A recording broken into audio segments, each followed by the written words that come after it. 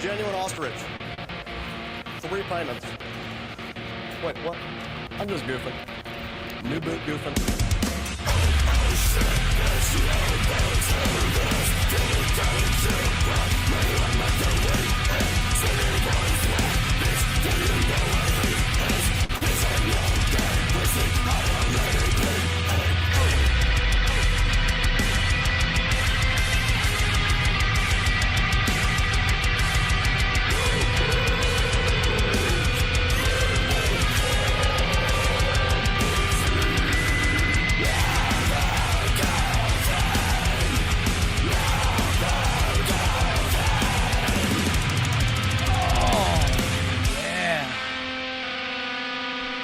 Oh, yeah.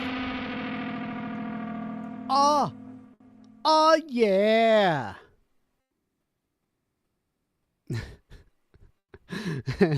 Hello, everybody. It's Goofy Boots. Well, I'm Goofy Boots. This is New Boot Goofin. Let me put on some background music here. Some good old Los Tejas synthesizer. Oh, yeah. My favorite to start off with is the gummies. My robot stole my gummies. That's a good one. So, yesterday, I was planning on doing a show. Believe it or not. Yesterday, there was a plan. It fell through instantaneously. And I'll tell you why. Somebody messaged me and they asked if I wanted a free 3D printer. Yeah. Uh-huh. So it happened like, I don't know, maybe an hour before I was supposed to start the show yesterday. Yeah, Jameson. Free? Huh? Yeah, free. Okay. And I was like, and it's a big bed. It's an Ender 3 Max. Woo! That's a big one. It's Score free 3D printer, right? And it's a big bed model. It's kind of like the CR10. It's basically, it was the newer version of the CR10. Yeah, it's great.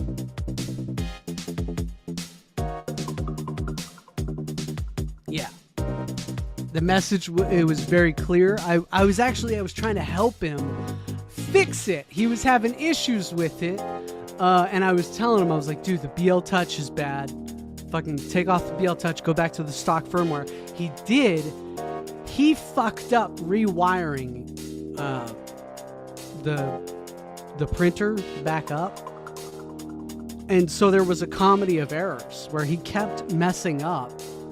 He had to rewire the motherboard back to stock. He fucked it up. All right. I assumed he rewired it correctly. He fucked it up. Yeah, fucking Score, right? He fucked up rewiring the printer, and then he was just like, you know what? Fuck it. I just bought a new printer. Do you want this one? And I was like, yeah. And so I have a new... And I instantly fixed it.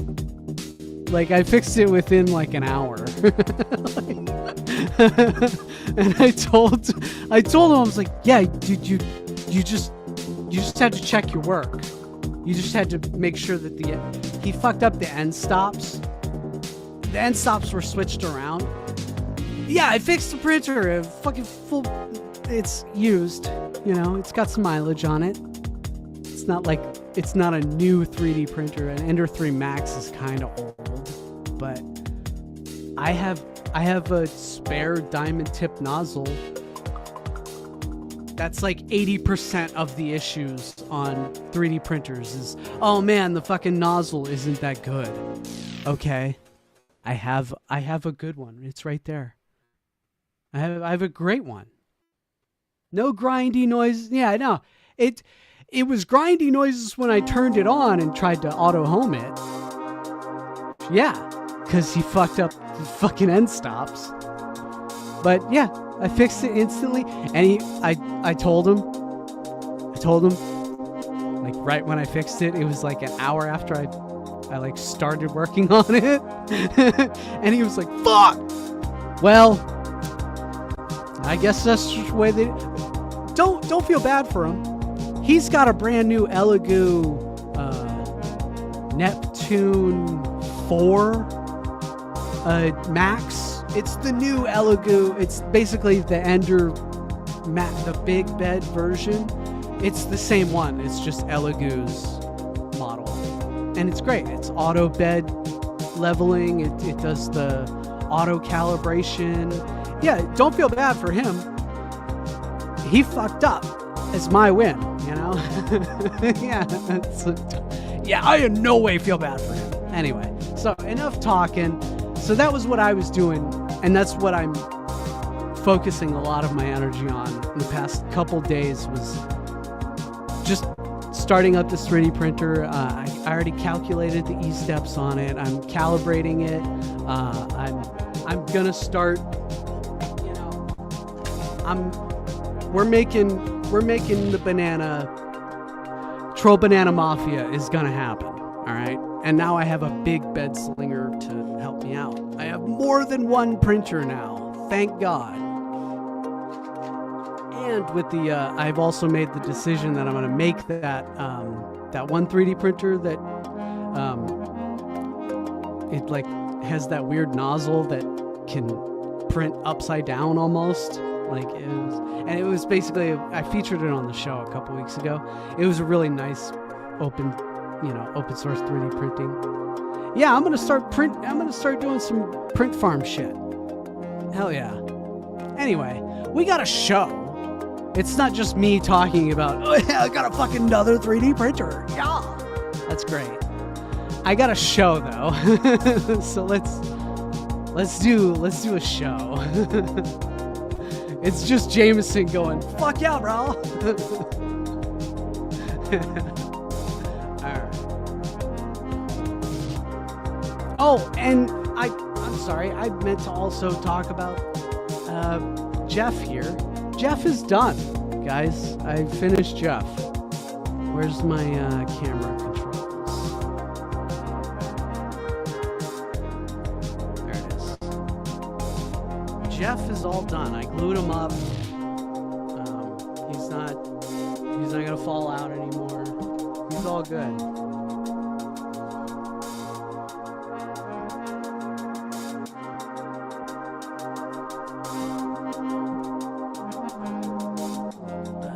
Jeff is all done there. And I did I almost forgot that last one right there. But that was on the game, and I was playing it over the weekend, just kind of looking at the character, and then I noticed it. I was like, oh, I forgot that the one, right? It's in the middle of the player's vision. Like, of course, you shouldn't forget that. Yeah, Miami Milf wants a banana sword. Hell yeah, we're gonna get banana swords. I got Manda, you're listening? Are you listening? She's supposed to be. I got a banana sword for you. Oh! Breaking news! But hold on. Oh shit, this is great. Hold on. This is awesome. Guys, we got a news flash here. I just looked at my phone. Hold on. Let me pull it up. Where's the drop?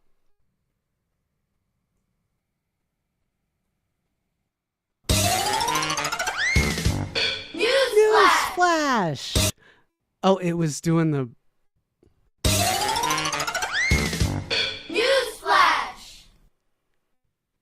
Was it? Oh, I thought it was trying to do the repeat thing. Okay, I fucked up my own newsflash. Newsflash. Rumble from @Rumble Hello, Goofy Boots. Congratulations. You've been accepted into the Rumble Creator Program. Woo! It's time to celebrate, guys. What are we going to... Oh, shit. I need to pull up something to celebrate with.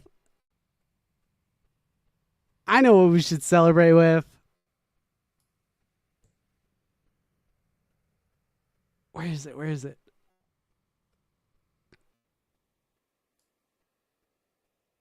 Triple air horn. Beer, beer, beer, beer. Oh, shit. Hold on one second.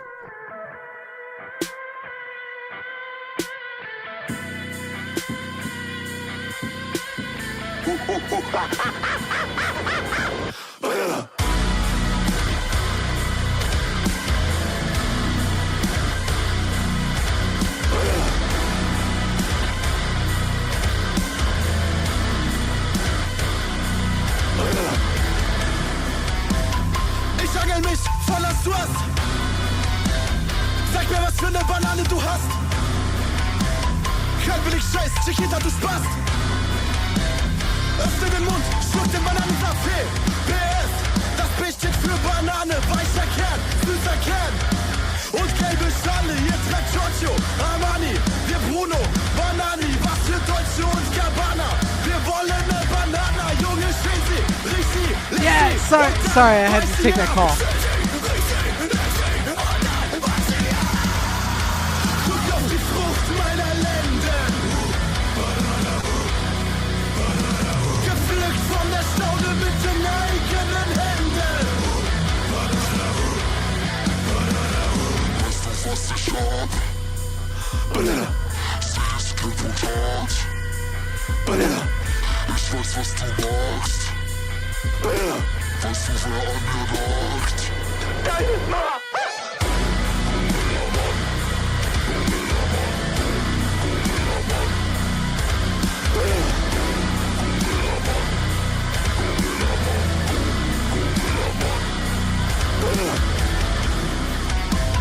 Ich bin Gorilla mit Pitbull gepaart. Donkey Kong, muskulös und behaart. Ich löffel Bananen, Mario Kart. Welches Muster ein Pyjama wohl hat? Wedel, die Palme, es regnet meinen Samen, junge Kohlen, Hydrate, direkt in meine Arme, die heilige Frucht, Banana unser Armen, ob im Dschungel oder Straße, der König der Plantage, Junge, stehen sie, riech sie, lech sie und dann beiß sie ab.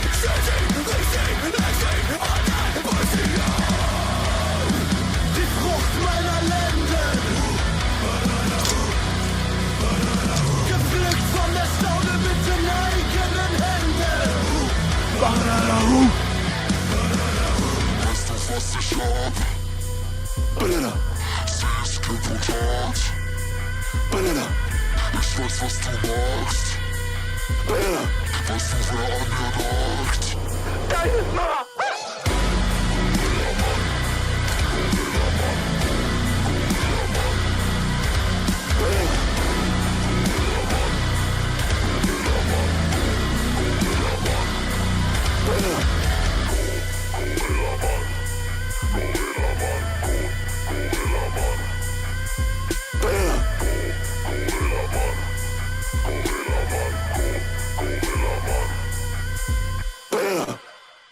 Yeah, so apparently I'm a part of the Rumble Creator Program. Oh my God, I got to start doing premium stuff.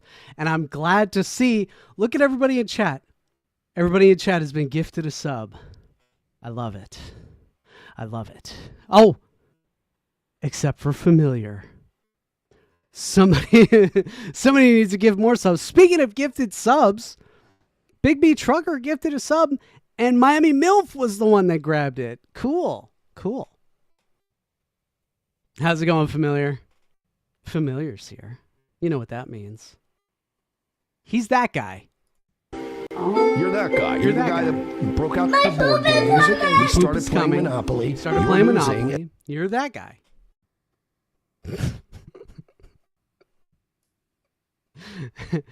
Hey, what do you know? Pat is cool came through with a gifted sub right here. Boom. We fucking did it. Hey, thank you. Pat is cool. This is great, guys. I love this. This is amazing. Because, you know, now I'm like showing up. I'm showing up. Fucking showing up now. Now that I'm here, I'm here. I'm out here. I'm out here in the creative program. Gobble, gobble, one of us. Gobble, gobble. Okay, I had a show like planned. But we had some great news. That was cool. Hey, maybe I can like actually bring in some more money here. That would be cool. Yeah, fucking A. Right before wow, like did they do this on purpose? Did they time this email I'm not gonna show it because it's like quit doxing, but it's like a couple minutes before showtime. It was right when JJ was like doing the okay when he started playing this. Like, what? Cool, we got yeah.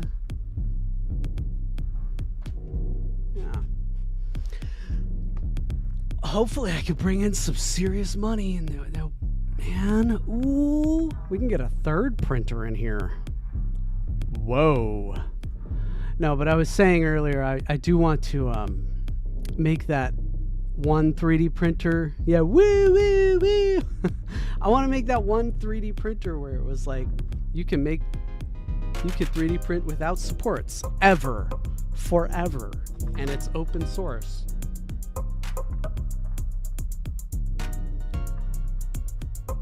I want to make that one, and then I want to put it on like my dresser right here behind the computer. I want to put it on my dresser and then like have like a live feed just streaming all the time. Cause that machine looks really cool, and you could set up a camera on it, and it would 3D print, like, you know, you could set it up so that it would 3D print something every day or for once per stream or something. That would be cool. Familiar, it was someone who was working on their 3D printer, and like they had got like, I think they bought their 3D printer a couple months ago. And they were asking me for help, and I was trying to help them out, and they ended up like fucking up, and they miswired it wrong. But anyway, they got a new printer out of it too, so like, got a nice printer out of it too. All right, I have a show. We have a show. We should be living in a purple. This is that track. Thank you, LTS. This is a good track. I love this one. It's a good track. Okay. We can listen to it again later. No, not now. It wants to restart every time I move it to the beginning. All right. On March 24th. Oh. Schedule 1. T.S. Moose has been telling me about this game. A lot of people have been telling me about the game, and it's been, you know, massively popular. Wow. Oh my God. You could be it's an idle drug dealer game, and it kicked the shit out of Assassin's Creed. It debuted within the same week, and it kicked the shit out of Assassin's Creed. It kicked the ever-loved shit out of it. Anyway, Schedule 1. This game. Oh my God. I need to work on some more of these. So these are the blades. Come on, Jeff. Oh, the time of Jeff is coming to an end, by the way. I'm sorry. We are since I'm done with the model, I'm going to be clear coating him today and tomorrow, and pretty much by the end of the week he's He's going to be gone and done. And we're going to bid him adieu and bye-bye. Jeff, thanks for coming. But he's going to be a part of Miss Slaughter universe from then on. She's the one that bought this. Anyway, so just letting you know, the time of Jeff will be coming to a close. And this is how the blade segments look coming off the printer. And so I have to peel off the the brim layer, and then I usually come across these little seams on the back with my Dremel. If the Dremel is a nuisance to the video, please let me know. I'll mute the microphone while I'm dremeling. On March 24th, 2025, Schedule 1 was released on Steam. No marketing, no warning, just... Have you heard of this new indie game from a one-man dev team that's gotten crazy popular lately? We're back at it again with One another man video, dev. Schedule 1. I didn't A one-man dev team. One guy did this. And he took on Ubisoft. I mean, today, Ubisoft. It's not like he took on 2013 Ubisoft. He took on today's Ubisoft. So there's that. Expect to find this same sense of cozy escapism in a game about manufacturing and selling drugs in a grimy city. I'm waiting but with on you Schedule today. 1, that's exactly what I got. Schedule 1 is a game about friendship. It's about making connections. It's about starting from the bottom and working your way up. It's a game about drugs. When I first wrote this episode, Schedule 1 was one of the most played games on Steam, with over 200,000 concurrent players. But even after a month, Schedule 1 is still one of the highest selling games on Steam. It was released in the same week as the greatly anticipated Assassin's Creed Shadows, and it not only outperformed it, but destroyed it. How did this happen? How did a game with an estimated $400 million budget get outshone in sales, attention, and overall enjoyment by a drug dealing game made by one single developer?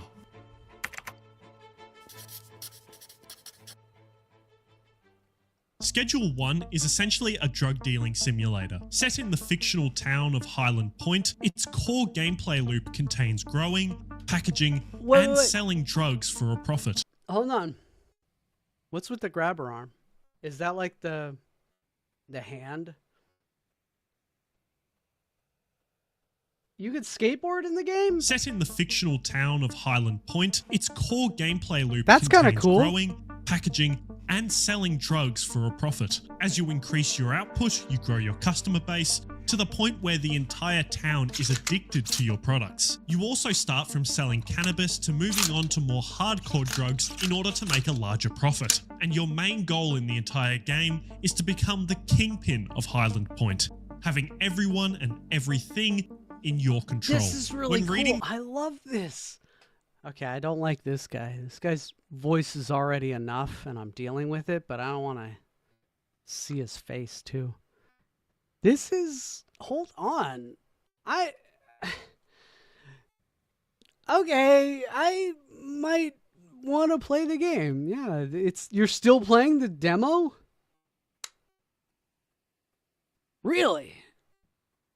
Main goal in the entire game is to become the kingpin of Highland Point, having everyone and everything in your control. When reading that aloud, it sounds like the game is pretty serious. But what makes this game so inviting is that even with a subject as heavy as drugs, it doesn't take itself seriously at all. This game takes the basic idea that goes all the way back to Drug Wars, the game we all had on our TI-86 calculators back in the day, and it combines it with a crafting game. Oh, shit. Remember? Oh, fuck.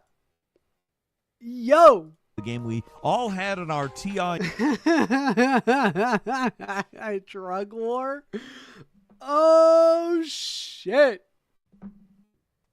Oh,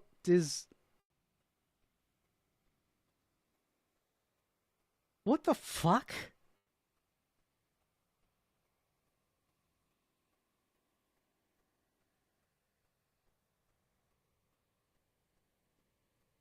OBS just kind of fucking did a weird... You guys have been hearing this.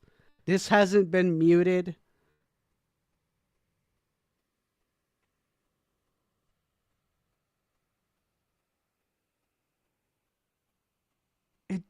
Wow. It was trying to tell me it was muted. It was trolling me. Yeah, you guys can hear me, but you guys can also hear the video, right? That's what I was...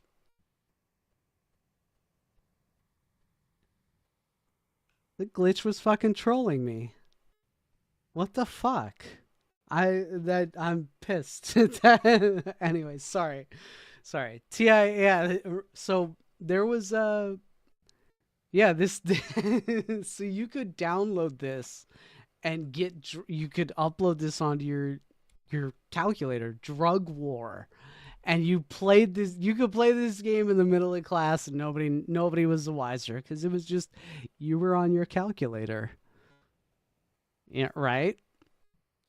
86 calculators back in the day, and it combines it with a crafting game and Grand Theft Auto. Kind of a first-person GTA Chinatown Wars, only you're not just selling drugs, you're also manufacturing them. Everything's a little exaggerated owing to the cartoonish characters, and while the graphics aren't going to blow everyone away. I played every single Grand Theft Auto. I played the Vice City Stories on what was it? What did I play Stories on? Anyway, I played all of them. I never played Chinatown Stories. What's that one? Is that bullshit? Did he just like make that up? They're honestly more consistent and solid than you often get with these one-man indie games. But this carefree style shouldn't discredit how seriously this game commits to the bit. A fun detail in the game is that certain drugs will create different visual effects on the customers, like making someone glow, getting them electrocuted, or even removing one of their eyes to make them look like a cyclops. And the drug dealing process is only one facet of the game. It has a police system, pickpocketing, cars, skateboards, money laundering. I played London. Yeah, no, Pamunky even was like, "You even played London 1969?" Yes, the expansion for the Grand Theft Auto. Yeah, on PlayStation. Yeah, yeah, I even played that one. Even repetitive tasks like harvesting reefer and packaging it into little jars for distribution are oddly enjoyable. Watering crops, mixing ingredients, and breaking a freshly baked tray of crystal all feel really satisfying and lulled me into a contented, meditative state that almost made me forget I was committing numerous lima bean smile. You see that? Look like lima beans. Felonies. And when you combine a fun and addictive gameplay loop, pun intended, and mix it with incredible attention to detail in everything that surrounds it, the game is bound to gain some attention. But it's more than that. Beyond the pure fun that this game brings, the most impressive aspect about this game has nothing to do with the game itself, but the making of it. Because the entirety of this game was made by one single developer. Games made by one guy, beating teams of 1,000 developers, tens of thousands if we're going to count Ubisoft in this conversation. The game's biggest strength when it comes to the virality that it has achieved is that right now, indie game developers are providing players with the best experience in the entire gaming industry. First of all, indie games are games developed independently of major publishers, meaning the indie game creators retain complete control over their projects. This means that although indie developers want their game to sell well to earn a living, because there isn't any pressure to make a giant return on investment, their greatest motivation is their passion for making games. Indie developers can afford to be more player-friendly. This is what Pessy has been saying this to me for years now. He's like, I barely play, like, he plays, you know, he gets the AAA games, but he's like, I barely play those just because I want to keep going back to the indie games because they're way more fun and the people are way more... They dive into, they pour in their work into the work, like and all that gay shit. I pour myself into my work. It's a labor of love. Yeah, all that cliche shit, but it's true.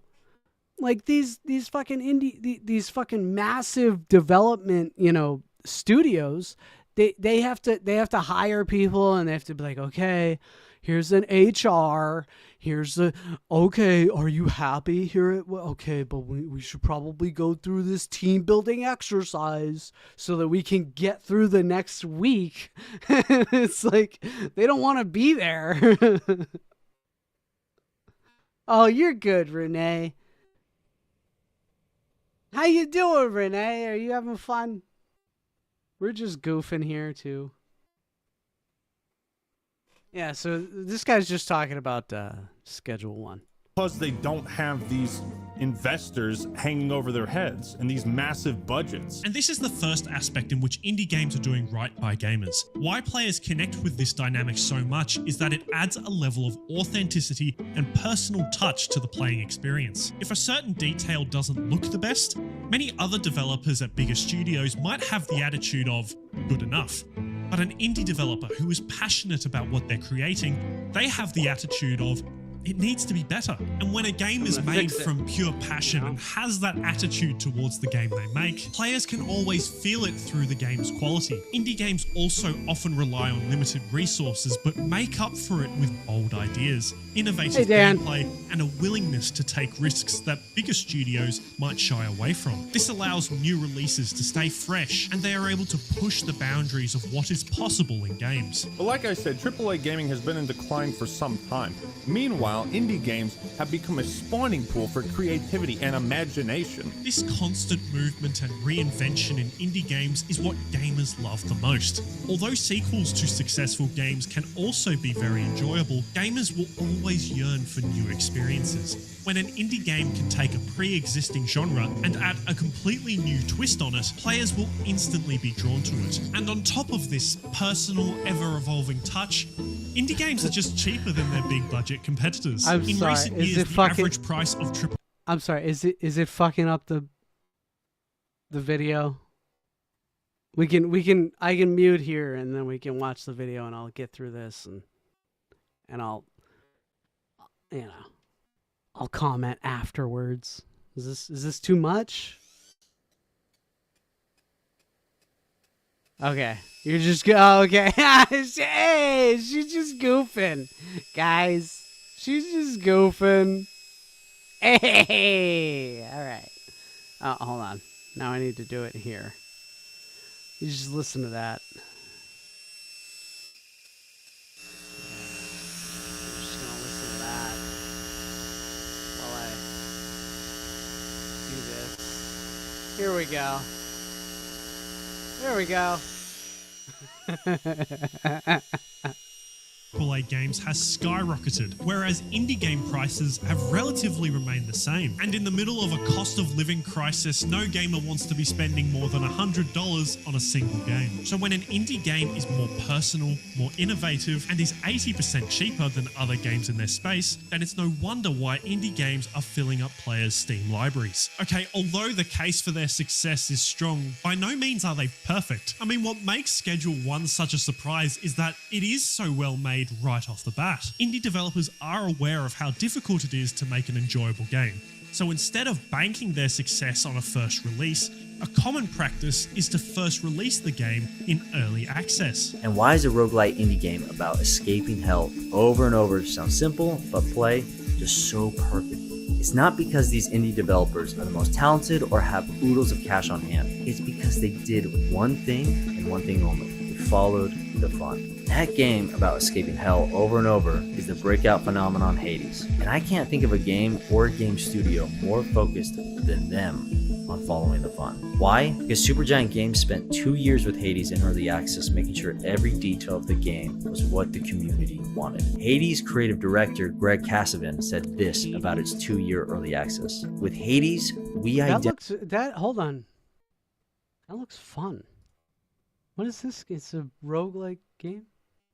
This about its 2-year early access. With Hades, we identified that we You wanted to enjoy- make an early access game first James and and I foremost enjoyed to see Hades what we too, could though. build No. in partnership with our community. Okay. Although Schedule 1 feels so complete, Their first release in March was also early access. This gives developers a period to gain feedback from their audience. From that feedback, they can then fix bugs, add some features, and pretty much do anything that is required to improve the player experience. When a developer is making every decision with the mindset of, can I make it better for the player, the result will always be the best it's gonna game be a possible. great game, And that kind of bookends the biggest reason why indie games are winning right now. All these decisions that go into the game's development and release are all made to serve one party, the most important party, the player. Us gamers really only want one thing: to play a fun game, alone or with our buddies. And indie studios really understand this concept because they're gamers too. Indie studios these days are reminiscent of Tomohiro or the original Bungie team. Solo or small team developers who are focused on building something they or So for the past 23 years,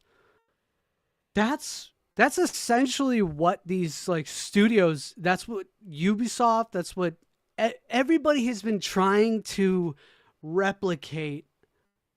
The original Bungie team from way back from Halo days.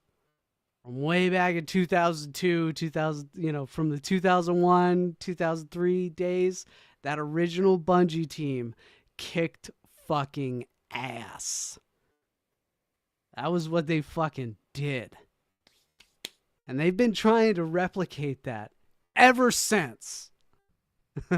or the community Microsoft actually want to play. The game failed design, miserably the mechanics, trying to the lore, replicate it. Even the price point of all indie games share the common goal of making the player experience better.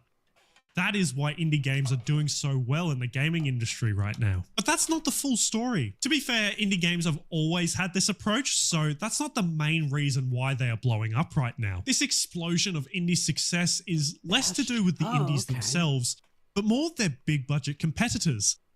AAA games. A AAA game simply refers to games that cost the most to develop and market, likening them to blockbusters of the gaming industry. Some popular AAA games include Red Dead Redemption 2, Cyberpunk 2077, and Zelda, which all had budgets of $100 million or more. In fact, if your game costs more than $100 million in 2024... Notice what he was talking about, though. Those three specific IPs, they had history. Even Cyberpunk, even though Cyberpunk wasn't a game, it has been this like SCP story like writer thing since the 80s. Cyberpunk has been this thing on its own before.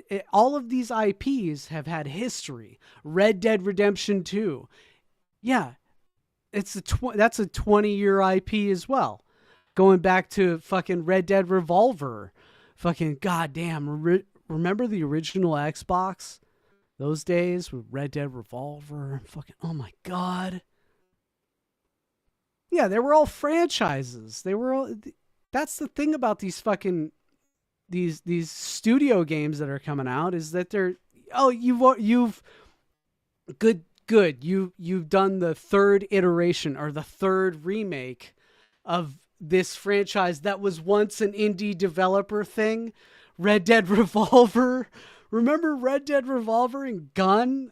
They were like, nobody heard of this shit. Like, wait, the same guys that made Bully? You know what I mean? It was like, oh, okay.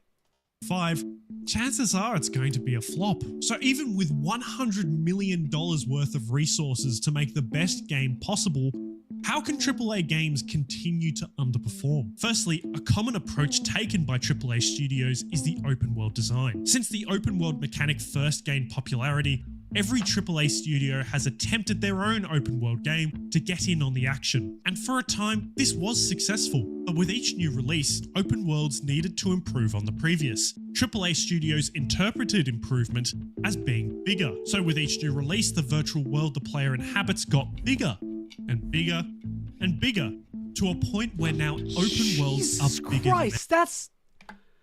Crew 2 is... It's the US. It's the lower 48. That's the map for Crew 2. That looks exactly like... Yes, that is. That's just a road map Wow. Ever. Then on the flip side of that, if we were to now look at a load of the open world games that have come out over this time span, you'll see that a lot of them are fairly shallow. They have an open world that you can explore, but why explore something with no depth? But in the example of AC Valhalla, where it's a 70 plus hour long game, the open world actually does need to start being good. The story can't hold it up for 70 hours of the player's time, and even that wasn't that good in Valhalla. So because of the issue of shallowness, you end up with games like Valhalla that end up leaving a bad taste in your mouth for... Oh, damn it. That really fucking sucks because I haven't played Valhalla at all. And I'm kind of excited to start it soon, you know what I mean? For whenever I have free time. I bought it and then I installed it and then I never I think I started the the training fucking mission and then I didn't finish it and then God damn, that sucks. Valhalla. So it's Valhalla's huge, but it's like whatever, who gives a shit? Up bigger than ever. Then on the flip side of that, if we were to now look at a load of the open world games that have come out over this time span, you'll see that a lot of them are fairly shallow. They have an open world that you can explore, but why explore something with no depth? But in the example of AC Valhalla, where it's a 70 plus hour long game, the open world actually does need to start being good. The story can't hold it up for 70 hours of the player's time, and even that wasn't that good in Valhalla. So because of the issue of shallowness, you end up with games like... So it was too big, the map was too big for AC Valhalla? That sucks. Valhalla that end up leaving a bad taste in your mouth for loads of these sorts of games. You're feeling as if you're being dragged through the game, and that playing them is nothing more than a chore. If a player enters a virtual world that doesn't feel alive and lived in, then they will struggle to immerse themselves completely. Every location they visit will feel like a copy and paste of the previous, which is a feeling that is also present in their overall creative direction. Take a look at this graph. It shows the top AAA games of 2024. Now, you might notice a pattern. Of these top AAA games, many of them are either sequels or additions to pre-existing IP. Franchises like Madden, Call of Duty, we just NBA said that 2K earlier, right? We were just talking about this. I gotta buy that fucking hat. Renee's is right. It's a travesty that I don't have the fucking wizard hat yet. Thank you for those who bought the gifted subs. Thank you very much. That'll probably pay for the hat. As a matter of fact, since I'm doing the whole thinking about money thing right now, let me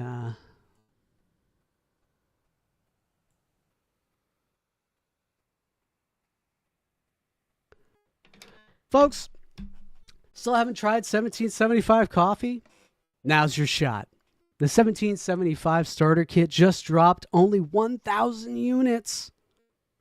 You're getting the bold dark roast that hits harder than a CNN fact check, the smooth medium roast, and the Vitality mushroom coffee for clean energy and laser focus. No crash. All single origin, small batch, toxin free, and mold free. Plus, you're also getting a golden spoon because Freedom isn't scooped with plastic. 2, a frother strong enough to stir up your coffee and your mother-in-law's political opinions. And a black 1775 tumbler that says, "I don't take life advice or caffeine from a woke sea witch." $170 worth of coffee and gear, yours for $99. This is for the ones who've been watching 1775 blow up on Rumble, wondering if it's actually worth it. Spoiler, it is. Go to 1775coffee.com/studio and grab your starter kit before they're gone. Bold beans, clean fuel, and a morning routine that stands for something, just like Rumble does. Start your day with a coffee that actually backs what you believe. 1775coffee.com/studio. Nailed it. All right. Donations, links, blah, blah, blah. You know the deal. Freedom! Or additions to pre-existing IP. Franchises like Madden, Call of Duty, and NBA 2K are all notorious for releasing a new game every year that is just a carbon copy of the previous. Gamers are tired of playing the same thing. We are tired of the formulaic nature of Ubisoft and most other AAA games. Releasing the game every year but with a slightly noticeable difference is not conducive to a rewarding player experience. And it's important that I mention that this does work financially. In fact, the financial side of AAA games is exactly why they continue to reuse the copy and paste model. Because AAA studios' idea of a successful game is completely different to that of indie games. Why force your devs to work on the 100th Assassin's Creed when they want to work on something new and exciting? The answer? Stability and money. This may be obvious to everyone, but milking an IP over and over again is the easiest way to make money as an entertainment company. With each game released being more expensive than the last, it's important that AAA games take every opportunity to make the most money possible to provide a profit for the studio's investors. So this means that every decision made when it comes to the making of the game, whether it be the design, mechanics, or IP, their goal... I'm sorry. Why? Yo, but like, Renee, but like, why did it have to be like ancient and like from the sea? Like, what the fuck? That's so, he liked it though. So, oh yeah. Why did it have to be like so descriptive though? Like, that's fucked up. Is to make the most money possible. The biggest reason why this way of thinking is disliked by players is because it is all at the expense of the player experience. When the world is bigger and blander than ever, that isn't always good for the player. When the content of a new game is almost identical to the previous, that isn't always best for the player. And when a player purchases a game for $100 and then is asked to pay another $30 to access everything the game has, that isn't always best for the player. Yeah. The biggest okay. People love shitting on Starfield, and it's yeah. dollars to And access then all everything. the fucking Starfield bullshit, all the add-ons, like, goddamn, yeah. It's an easy target too. Like they did it to themselves. The game has, that isn't always best for the player. The biggest reason for the AAA studio's underperformance in recent years is not necessarily to do with the IP, game design, or cost. It is that what the player perceives as important in a game and what AAA studios perceive as important Is it because are of not the aligned. chin? Players want the best game possible, Is whereas that why? AAA studios want the best return possible. The question now following Whatever. Schedule 1 stardom is if it will cause any change within the gaming industry. Well, for AAA studios to change their approach in any regard, the change has to create a monetary gain that they aren't currently capitalizing on. That has been a big reason for why they have been so stagnant in this period of dissatisfaction from gamers. Although the perceived quality of each release is decreasing, AAA titles are making more money than ever before. So the only way a change happens is if it makes the big studios more money. As for indie games, they will most likely continue to be the beacon for reinvention and creativity. For every bad AAA game released, 10 great indie games are released simultaneously. I mean, why is the Untitled Goose Game the best stealth game I've ever played? Hey! I'll just take this. That is what makes indie games so special.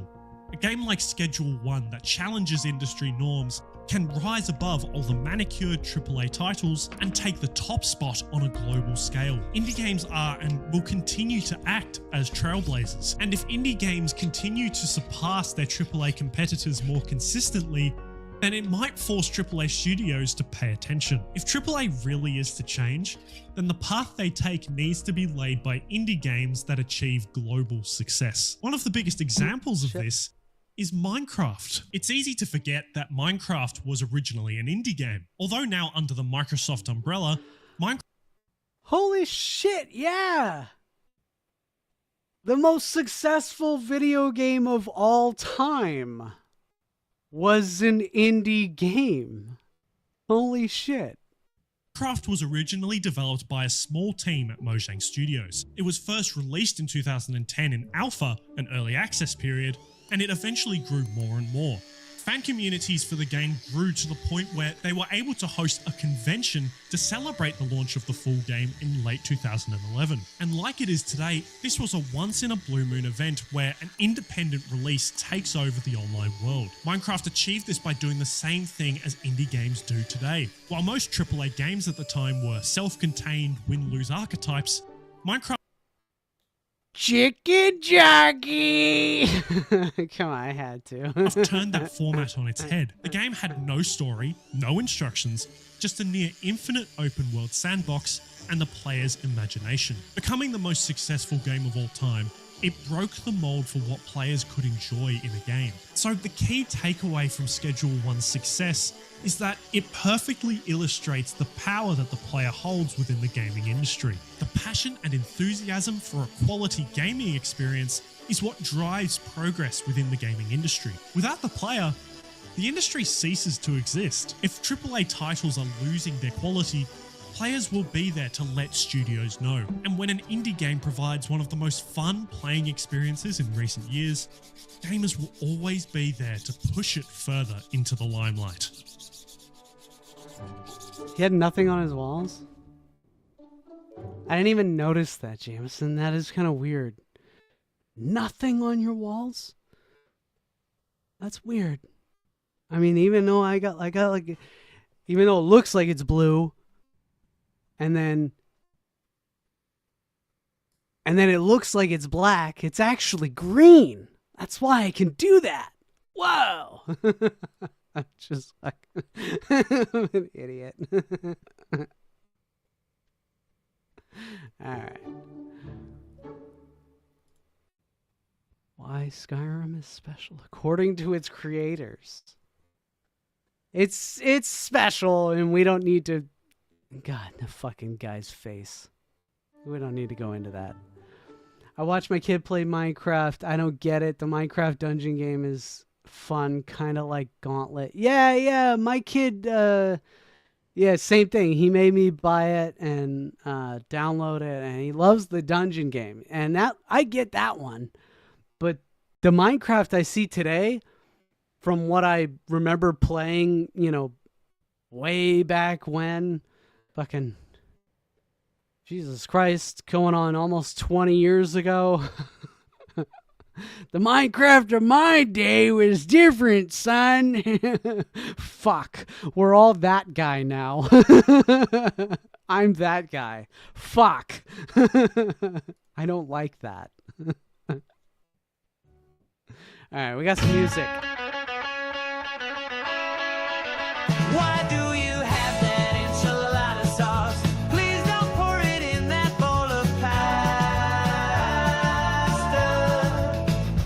Now you've added Philly cream cheese bars. You could not have ruined pasta faster. Sometimes I go insane. It itches in my brain when I watch Elaine. When I watch Elaine, she says you gotta try it, but I don't fucking buy it. It makes me wanna diet when I watch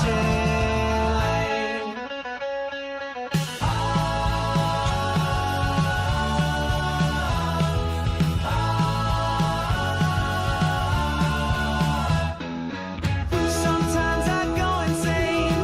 It itches in my brain when I watch Elaine. When I watch Elaine, she says you gotta try it, but I don't fucking buy it. It makes me wanna diet when I watch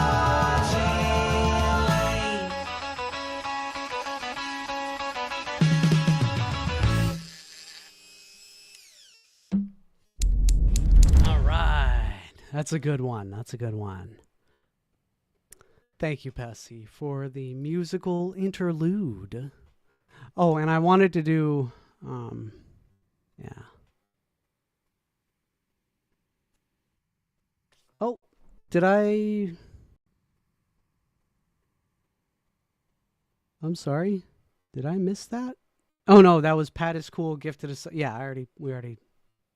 Sorry, it was redoing the thing, and it was like, hey, you need to talk about this. They gifted the sub, and I was like, hey yo, I already talked about it. All right. The Secrets of the Great Pyramid. Ooh, it's Fern. I usually feature Fern on here whenever they drop a video. I like watching Fern because I usually I tear them a new asshole when they're wrong, or they talk about something that I know a little bit about, and then I go off on a tangent about it because this is my fucking show, and I like to go off on tangents about shit. This is the Great Pyramid of Giza. For over 4,600 years, it has endured in the Egyptian desert. For most of human civilization, it was the tallest building in the world. For it was most built of the to last modern for world, eternity. too. But ironically enough, it was like the tallest building until like I think the Eiffel Tower. Like, so it was like, oh yeah, it's been a while. Because it was meant to house a god. It has survived earthquakes, erosions, and wars. Countless plunderers, British explorers blasting their way in with dynamite, even Mr. Beast. Someone 4,500 years ago put this rock right here. The 2.3 million stone blocks, some of a mass of up to 50 metric tons, make it one of the heaviest human-made objects of all time. It's also built with incredible precision. Its base is roughly the size of 7 New York City blocks, and almost perfectly level. We've already been through all of this with, never deviating more than an inch. Other the 4 sides are aligned to the cardinal directions, with near perfect accuracy, Let's go, thousands Fern. of years before the compass was even invented. Let's fucking go! To this day, no one has found out how exactly it was built. To really understand the Great Pyramid, we modeled the whole thing, and we will tackle 3 fascinating theories of its construction. This is the insane engineering of the pyramids.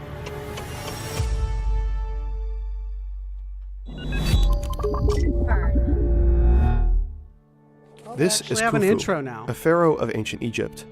He's king of the wealthiest nation on the planet, and he's a god. He's going to live forever, and he needs somewhere to live out his immortality, a home that will last. It will need to be incredibly secure to house all of his riches, and it should also look amazing. His father Sneferu, also a god, is buried here. He's the pharaoh who taught Egypt how to build its pyramids, but the lines on his aren't quite perfect. Something went wrong. Khufu can do better. He can bring even more glory to Egypt. The nation is still mourning Sneferu's death. Khufu wants to lift the people up by drawing them into the most incredible project humanity has ever attempted. And then surely they'll love him, and later remember him. More than his dad. A project as grand and ambitious as the Great Pyramid can only be pulled off by a very wealthy and very organized nation. The nation of Egypt is just that, thanks in large part to the Nile. Every year, the Nile overflows and fertilizes the land with rich topsoil. This gives ancient Egypt the ability to grow excess crops to keep its production well fed, and to sustain a standing army. The army regularly goes out and terrorizes Egypt's neighbors, plundering their wealth to bring home for the pharaoh. So Khufu has all the money he needs to build something very, very extra. But money isn't everything. Khufu also needs the smartest architect to design a building that will set him up for eternity. There's only one man for the job, Khufu's half-brother, Hemiunu. He was born for the role, a once-in-a-generation genius. The design for his pyramid won't just follow in his father's footsteps, it will surpass it in every way. He envisions a pyramid far grander, more complex, and more secure than anything built before. A true quantum leap in architecture. God damn it, I was just thinking, like, oh man, we should really start talking about Stargate and shit like God damn it, Jameson. Get out of my head, you motherfucker. Hey, Cheddar's here. What's up? Mastery. Holy shit, we got some people. We got some old people here. Hemiunu plans to build a pyramid primarily out of solid stone. Inside will be 3 burial chambers, with a passageway leading to each. The first is built underground, in case Khufu dies early into the pyramid's construction. The second will be hidden behind a false wall, so nobody can plunder the riches inside. Leading up to the third and highest burial chamber is a majestic corridor with stunningly high corbelled ceilings, the Grand Gallery. The king's chamber will be breathtaking, a chance for Hemi-Unu to flex. It'll be huge for ancient Egyptian standards. It'll be built entirely. I'm sorry. Was that really in the fucking script here? Behind a false wall, so nobody can plunder the riches inside. Leading up to the third and highest burial chamber is a majestic corridor with stunningly high corbelled ceilings, the Grand Gallery. The king's chamber will be breathtaking, a chance for Hemi-Unu to flex. It'll be huge for ancient Egyptian standards. It was just like out of the, you know, it was kind of close to like a chance for him to flex on God. For real, no cap. We built entirely from pink granite monoliths, He's quarried gonna flex far away from nuts Aswan, on these fitted together so motherfuckers. precisely that you couldn't slip a razor blade in between them. Inside a granite sarcophagus, Khufu will finally be laid to rest. Once complete from the inside, the pyramid will be encased in perfectly smooth white limestone. It will dazzle in the sunlight and gleam in the moonlight. Finally, a golden capstone, the pyramidion, will be placed on top. Once all is put in place, Khufu will be ready for eternity. Building a pyramid might take an empire, but to build your dream business, you only need Shopify. Shopify is an amazing all-in-one platform. We're not doing that. We're not doing that here. We're not doing that here. Fuck all that shit. To a fully developed global business with Shopify. Shopify. Try it free today Wow, at try it free. shopify.com/fern Get your or fucking by ad scanning off this on my QR code. channel. Hemi-Unu doesn't have time to waste. The pyramid should be built as quickly as possible so that at least one of the burial chambers is ready before Khufu's mortal self dies. Hemi-Unu is aiming for a timeline of 20 years for the whole project. He calculates that the Great Pyramid will require up to 25,000 builders, a significant portion of ancient Egypt's population of about 1 million. So a great recruitment drive begins. But how exactly did they do it? Well, nobody knows. So from what I've understood, it wasn't just slaves. Like it was actually, it would have been somebody actually went through and did the logistical fucking, thought, like the game theory of, okay, how many slaves do we need? How many guards do we need for this many, what's the logistical fucking output? And it actually comes out to, they didn't have all slaves. It wasn't just 100% slaves. It was actually people that they would go like, hey, we'll pay you, your essentially any of your taxes, any of your, you need food for the next week. Well, then do a week here of work and you'll get a week of food for you and your family. And it was essentially, they had to bribe the workforce, the general workforce, in order to get this done. Debate's been raging. Yeah, worth their salt. Yeah. For hundreds of years, and researchers are constantly Slaves uncovering new aren't archaeological exactly evidence and bizarre engineering great quirks that give birth to new theories. Building things. Sometimes too. with cutting-edge tech, sometimes by sheer dumb luck. There are theories supported by scientific research, which we will cover, and there's tons of dubious theories that rely on wild speculation, which we'll ignore. We've broken down 3 scientific theories about what the Egyptian secret could be, in order of easy, medium, and hard. Imagine you and some coworkers have to hoist a block as heavy as a double-decker bus, 130 meters into the air. The only tools your boss gives you are some rope, some wood, and some rubble. If you've got something heavy, you've got to move somewhere high. The simplest, most straightforward way is to just drag it up a ramp. You tie it with some rope, get help from as many people as can fit on the ramp, and heave it up together. As the pyramid grows, the ramp would be raised and extended to accommodate the increasing height. Easy. No crazy advanced machinery necessary. Most Egyptologists have traditionally supported the external ramp theory. It continues to be the go-to explanation for how the builders pulled it off. And there's loads of archaeological evidence that confirms ancient Egyptians used big ramps for construction all the time.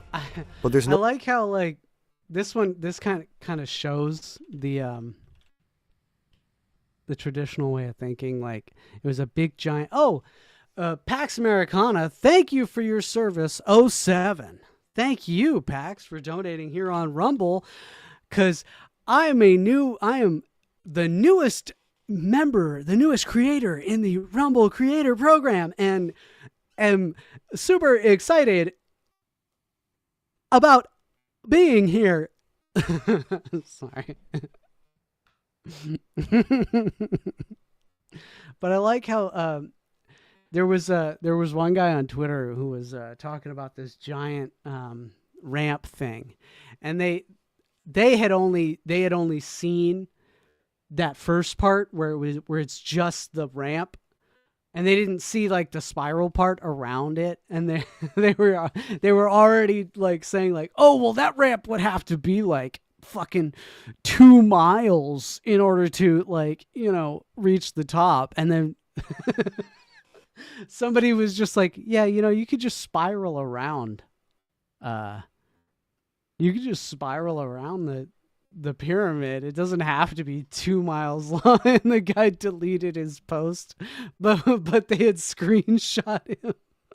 And they're like, and so like every once in a while, this guy's like, he's tormented by people who follow him, who just post pictures that screenshot of, you're an idiot, you didn't realize that you could just spiral up the fucking pyramid. But there's no consensus on the size, shape, and incline of such a ramp. This right here. That's because after a certain height, the external ramp theory starts to fall apart.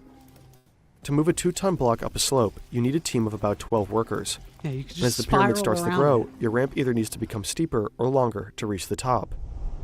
You're going to want that incline to be as gentle as possible, otherwise the job is too intense and workers will start dropping like flies. The remains of the workers suggest most were in decent but not spectacular health. These were everyday people, not super elite athletes. Many died before 40 due to the incredibly hard work. Engineers calculate that 8% is the steepest incline for average workers to complete their task. In consequence, the ramp has to become longer. To build a ramp to the full 147-meter height of the pyramid at a gentle enough incline, this ramp would need to be very, very long, like way more than a kilometer.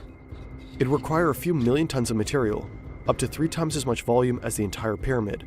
Remains of such an enormous ramp haven't been found, and it would take thousands of workers decades just to build it. Decades Khufu doesn't have to spare. There is a way to keep the ramp shorter. You could build a corkscrew ramp that spirals around the sides, like a road winding up a mountain. Every time the pyramid grows, the ramp grows with it, and eventually just becomes part of the pyramid itself. That would be a pretty ingenious way to save up on space and material, and it would explain why we haven't found any remains of a ramp. But it comes with a whole new set of problems. The pyramid's triangular faces need to be accurately maintained at precisely 51.9 degrees from the bottom to the top. Surveyors need to measure the edges constantly to ensure there's no deviation. So with the spiral building of that, you'd have to check it like every time you'd laid down a fucking block. If you're off by even a few centimeters at the bottom, the top could be off by several meters.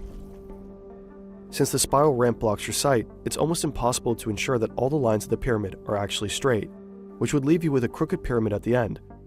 And as we know, the Great Pyramid is in fact not crooked. This brings us to theory number 2. It's the late 90s. A French engineer, Henri Audin, is watching a documentary about the pyramids. Oh, Renee, yeah. No, dead game. Speed wobbles do suck. No, you read it wrong, and I read it wrong too. They have a race up it every year. They have a race up the steepest street in the U.S. Huh. It explains the pyramid construction with the external ramp theory, but Henri is skeptical. To his engineering mind, it just doesn't make sense. He calls up his architect's son, Jean-Pierre Audin, and asks his opinion. Jean-Pierre is intrigued. Without knowing much about ancient Egypt at all, or even visiting the pyramid, he starts puzzling over other ways the blocks could have been lifted. He labors over it obsessively for years, until he's finally ready to share it with Egyptologists. Most of them ignore him. He's an outsider, and it's a field notorious for gatekeeping. A French guy who knows nothing, because there is no evidence. But his theory has since gained traction, because Odon has put himself into the shoes of Emeunu, thinking through every last detail. His theory could even explain how the heaviest granite beams might have been moved without needing to be hauled by 600 workers. Here's a concise version. Emeunu does use an external ramp for the first part of the pyramid, up to around 60 meters. But he doesn't just build a basic ramp made of rubble.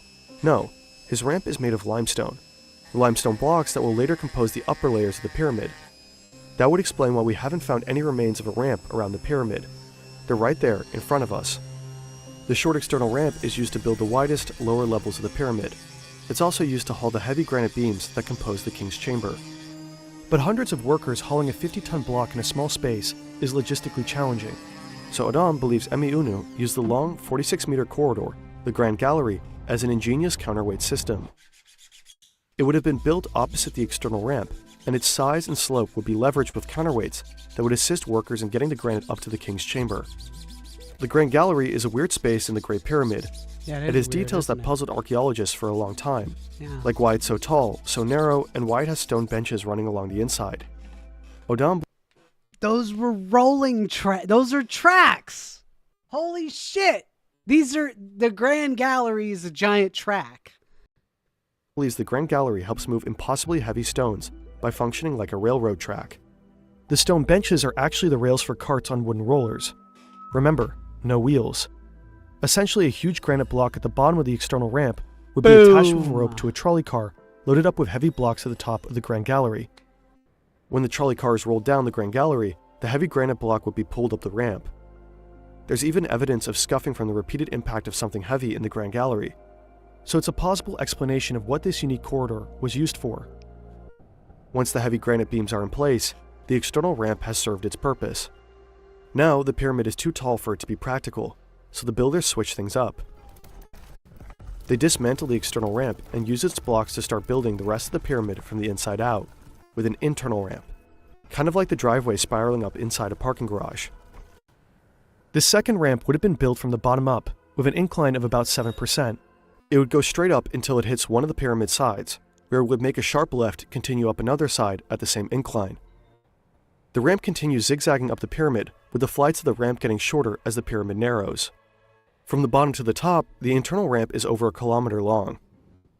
Moving heavy blocks up an incline is manageable, especially if you're using a sled over smooth limestone. But each time the ramp turns a corner, the workers have the enormously difficult task of pivoting the heavy stones. Odon calculates the ramp had to be less than 3 meters wide, and the workers would have needed somewhere to stand to turn the block. So he proposes that at the end of each flight of the ramp, there must have been a big space left open for the workers to turn the block, possibly with the help of wooden levers or cranes. The empty spaces would also be a nice place for the workers to catch their breath. And there's actually evidence of one of these spaces. There's a previously unexplained notch that corresponds to Odon's predictions for what the spaces would look like, about 83 meters up the pyramid. Odon's theories about the Grand Gallery and the internal ramp offer viable solutions to two of the pyramid's biggest mysteries: how 2-ton blocks were lifted so high, and how 50-ton beams were moved without the space for the hundreds of workers needed to haul them. But if he's right, the ramp's design would have been highly complex. Its path would have to be designed with great care to avoid intersecting with any passageways or chambers within the pyramid. Critics of his theory are either unconvinced that its construction is supported by archaeological evidence, or wave off the internal ramp as overcomplicated. Many suggest the external ramp theory is likelier because it's simpler, but ancient Egyptian workmanship exhibits extraordinarily high levels of precision in so many aspects. Why not also apply this ability to a highly sophisticated ramp design? And also, why not entertain an even more sophisticated theory for how they built the pyramids?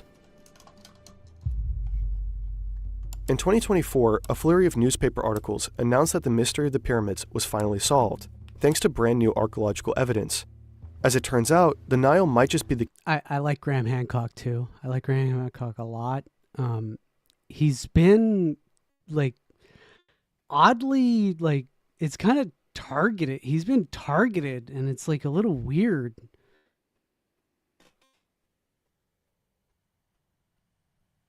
The key to the mystery of how the pyramids were built.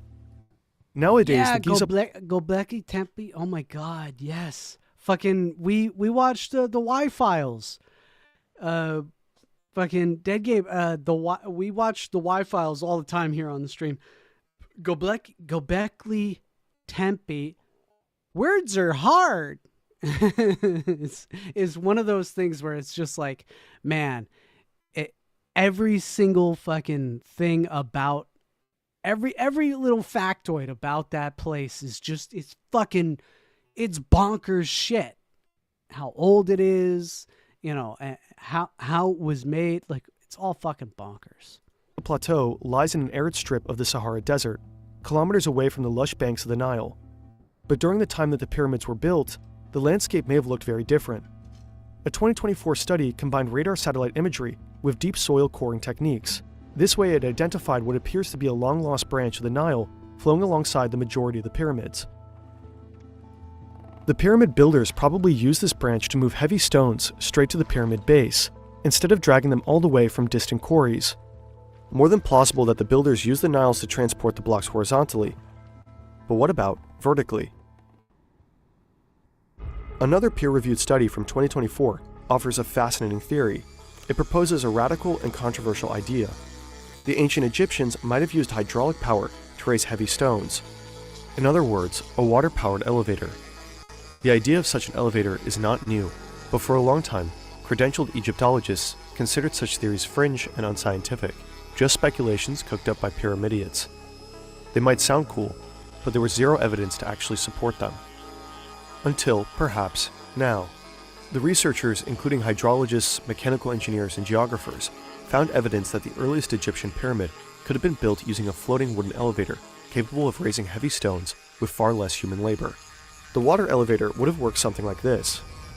Rainfall and floodwater would be collected into a nearby structure that functions as a dam. A system of underground conduits guides that water into a shaft running from underneath the pyramid up through its central axis, Hold on, kind of like a volcano. I'm missing this. Hold on. I want to hear this one. Support them. Until, perhaps, now. The researchers, including hydrologists, mechanical engineers, and geographers, found evidence that the earliest Egyptian pyramid could have been built using a floating wooden elevator capable of raising heavy stones with far less human labor. The water elevator would have worked something like this. Rainfall and floodwater would be collected into a nearby structure that functions as a dam. A system of underground conduits guides that water into a shaft running from underneath the pyramid up through its central axis, kind of like a volcano. This internal shaft is where all the upward movement is generated. Within the shaft, floating on the water's surface, is a heavy wooden platform, which workers would load up with heavy stones from the ground level. Then they'd open and close valves near the bottom of the shaft, which would feed in or drain out the water. Manipulating the water levels in this way would raise and lower the wooden platform like an elevator. It could raise the platform to heights of at least 17 meters. Yeah, but like how? Then workers Hold would unload on. the stone. No. You're just saying like, oh yeah, they're just gonna open a valve and they're just gonna unblock that. How though? How the fuck? How would they get down there? Hold on. You're not fucking. Manipulating the water levels in this way would raise and lower the wooden platform like an elevator. It could raise the platform to heights of at least 17 meters. They're skipping Then workers over, would unload like, the stones and construct the pyramid. I know you can't like show all the fine little tiny details, but I mean, come on, spoon feed it to me. Help me out. Like how the fuck? Like yeah, you're trying to cut down the fucking all that fluff bullshit, but how?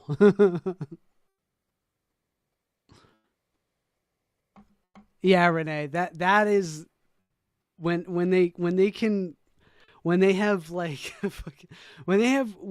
were better at building shit than like most of humanity for most of recorded history.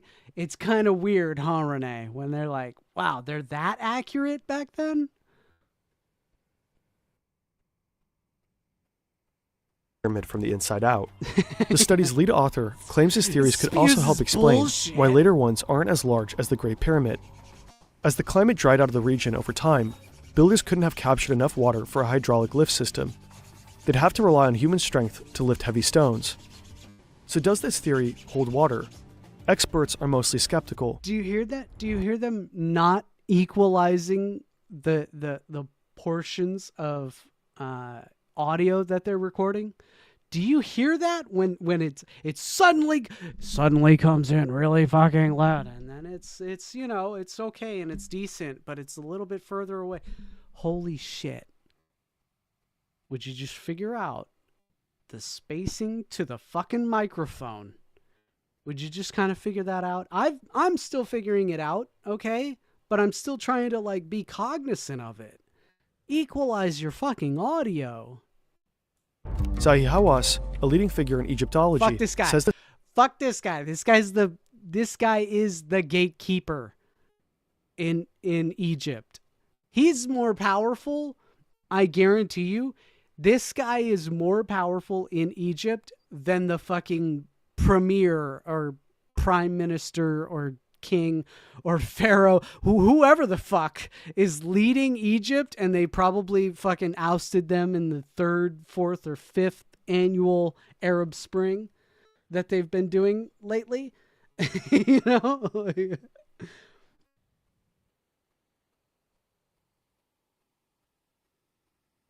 We have new song to put up. That's cool. Oh, and we have new Control Shift Face. Holy shit.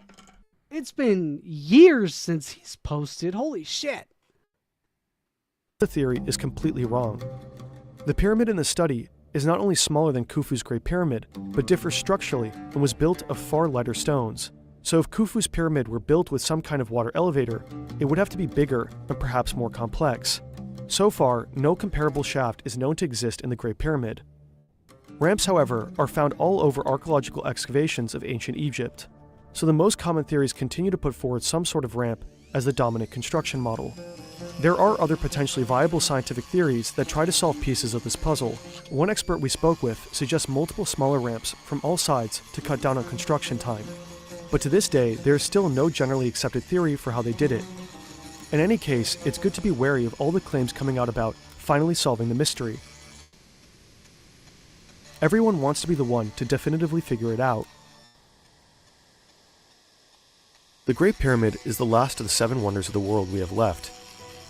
It's so old, even Cleopatra considered it ancient. But even though they've been around thousands of years, it's actually very strange we haven't found any blueprints for the pyramids. The ancient Egyptians were obsessive documenters. We have their tax records, their love poems, their receipts for donkey feed purchases from 4,000 years ago. But papyri with plans for the pyramids have never been found. Whether the plans were lost, hidden, or intentionally destroyed, we don't know. But what we do know, and what science might be at the brink of confirming, is already very incredible. In 2017, scientists discovered a mysterious void in the Great Pyramid using cutting-edge particle physics. Researchers have yet to access these spaces. Some archaeologists believe the big void isn't so mysterious. Did I just hear that it's correctly? probably just structural, built as a stress relieving. But what we do know, and what science might be at the brink of confirming, is already very incredible. In 2017, scientists discovered a mysterious void in the Great Pyramid using cutting-edge particle physics. Using particle physics. Wow! How much radiation did they blast in the fucking pyramid? Researchers have yet to access these spaces. Some archaeologists believe the big void isn't so mysterious, that it's probably just structural, built as a stress-relieving spaces so the inner chambers wouldn't collapse. Some believe it helped refine Udon's theory of the Grand Gallery counterweight system. Others, including Egypt's top archaeologist, Zahi Hawass, suggest the void might be Khufu's real burial chamber. Because that's the other great unsolved mystery of the pyramids. Yeah. Khufu's mummy and all of his treasures have never been found. The Great Pyramid this is by far the weirdest fucking thing, is that inside the Great Pyramid, there's no hieroglyphs. There's no burial chamber. There's no mummy. There's nothing. It's just there. And it's built different, like, you know, all the Grand Gallery, like all of the other pyramids that they found and they've you know gone through. It's built completely separate and unique on its own. That's why it's the weirdest fucking thing in the world. Whatever it's for, the Big Void reveals there's a lot more investigation needed to fully understand the Great Pyramid.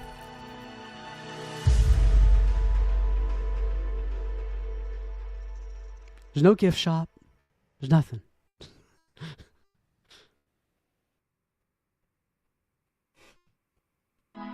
Boom boom smile, boom boom juicy. Me take that boom boom to see SpongeBob movie. Rap-a-pa-pa and rap-a-pa-pum. Me slip away in the night and go home to play doh. Me want put me beat where you do that. Take you out to see the new SpongeBob movie. Then we gonna get the Popeye chicken, but you not get none. Just watch me eat the chicken. Boom boom smile, boom boom juicy. Me take that boom boom to see SpongeBob movie. Rap-a-pa-pa and rap-a-pa-pum. Me slip away in the night and go home to play doh. Remember when SpongeBob was playing for the theft of the crown? He promised King Neptune that he track it down. SpongeBob and Patrick, adventurous friends, get the crown back and make some amends. Meanwhile, Plankton scheming again to steal a recipe right from Mr. Crab. SpongeBob, you finna come and save the day. A Plankton evil man go and get away.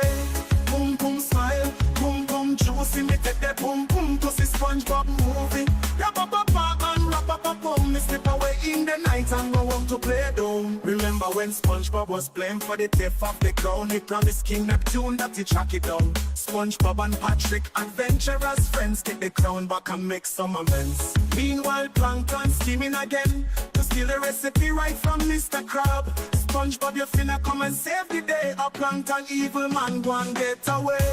Boom boom smile, boom boom juicy. Me take that boom boom to see SpongeBob movie. Rap-a-pa-pa and rap-a-pa-pum. Me slip away in the night and go home to play doh. Boom boom smile, boom boom juicy. Me take that boom boom to see SpongeBob movie. Rap-a-pa-pa and rap-a-pa-pum. Me slip away in the night and go home to play doh. All right, so I noticed we got one more. We got one more. We're gonna add in one more. It's fresh. It's fresh. It's fresh. And then we'll go back to regular scheduled programming here.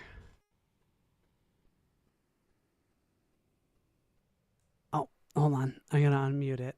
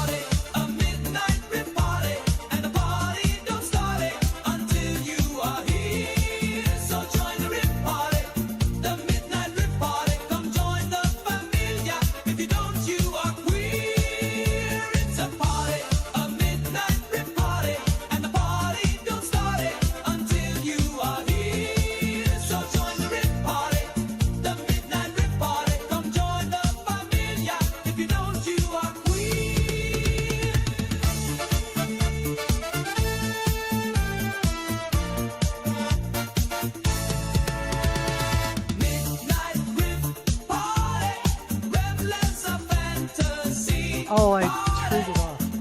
Where's it? There it is.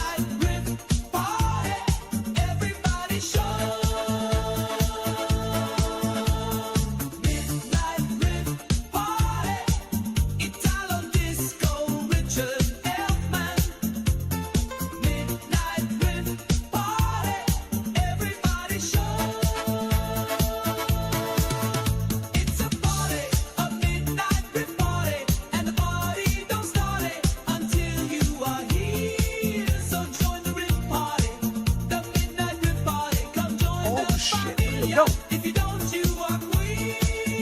It's a party, a midnight rip party, and the party don't start it until you are here. So join the rip party, the midnight rip party. Come join the familia. If you don't, you are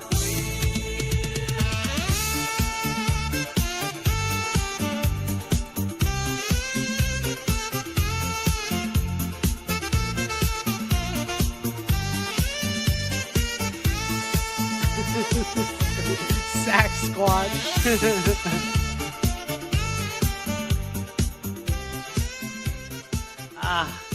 That's a good one, Pessy. That's a good one. I love it. Love it. All right. All right, what do we have next? Make a boom boom smile. Son of a bitch. Sorry about that. Sorry. So you know those the funny chink, the funny Chinese guy, excuse me. The funny Chinese guy who you know, does the LC sign guy, you know? Yeah, you know the guy. He's funny. He's been hilarious. He does 3D printing too.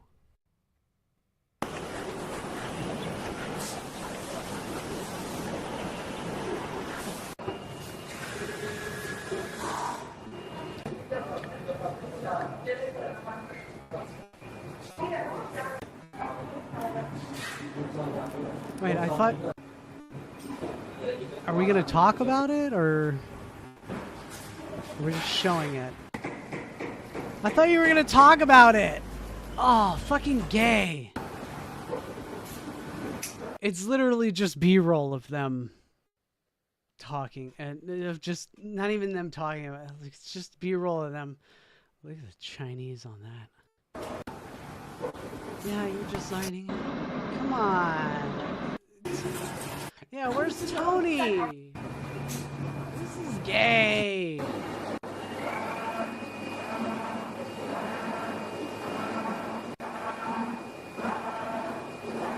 Oh, it's a printer.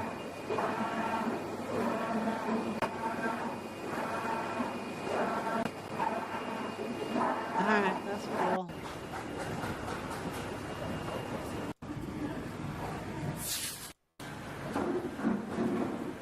Yeah. Sorry guys, I thought this was gonna be like them like talking about like fucking alright.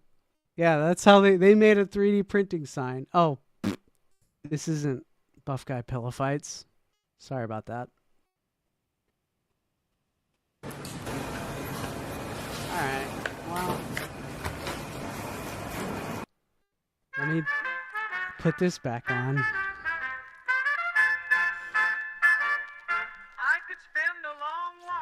It was in the queue. I'm sorry. The gum make me wanna come. Lima brings smile. Lima bean smile. I love your lima bean smile. I could spend a long while staring at your lima bean smile. The curves and the gums make me want to come. Alright, that's fun. Your lima bean smile makes my life. Yeah, we've heard a lot of this. Cool, cool. Let's get into crime, guys. Crime. Yeah, let's be criminals, guys. We're gonna talk about crime. Goofy Boots loves talking about how to be a criminal and how to, you know, be a better criminal, which is kind of not really that great. But, you know what I mean? If you so happen to be said criminal, you can learn to be a better criminal. Let's get into, yeah, it's fucking ridiculous. I love to get into crime, bro. Let's get into December crime. 5th, 1992. Moscow. Two robbers drive up. Okay. This was not a good time to be in Moscow or like Russia in the early 90s. Probably not a good time. Up to the office of a private company called MMM. They survey the area and don't notice any security guards. The robbers take two large empty bags from their car and make their way to the building. After breaking down the doors, they freeze in amazement at what they see. The robbers realized that the two bags wouldn't be enough for all the money. The building was packed with money up to the ceiling. Every room in the office was filled with money. The robbers noticed that the Yeah, but like, why though? I'm sorry. Why? Like, what? Hold on. I really want to know some backstory before we go diving into this. alarm had gone off, so they hurried and within 15 minutes had completely filled the car with money and disappeared. A few minutes later, security arrived. They noticed that the office had been robbed and immediately called the company owner, Sergei Mavrodi. He woke up from the call and began listening to the concerned security guards. They reported the theft, but no one could say exactly how much money was gone, as the office was still packed to the brim with money. It was almost impossible to notice if any amount was missing. I mean,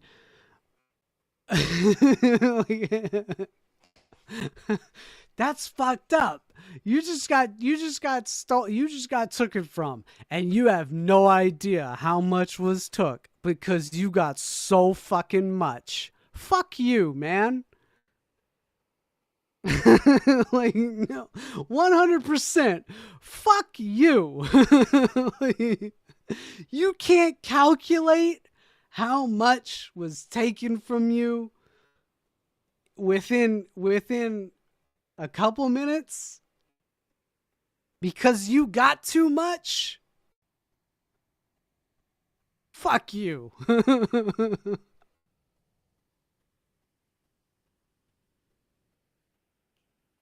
Satisfied, Mavrodi told them not to disturb him at night over such trivial matters. This was because he had many more offices just like this one. By rough estimates, are you doing the new fridge dance? Renee's doing the new fridge dance. Take a look at me, I'm doing the new fridge dance.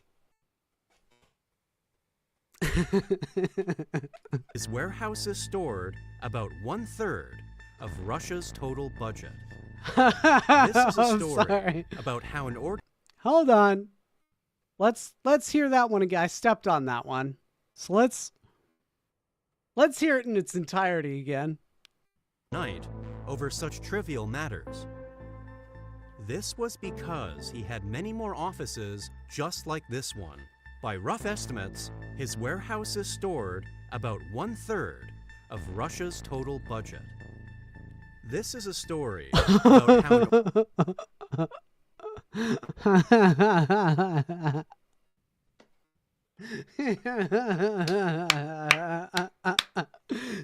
this dude at the fall of the Soviet Union was amassing like ungodly, sacrilegious amounts of money.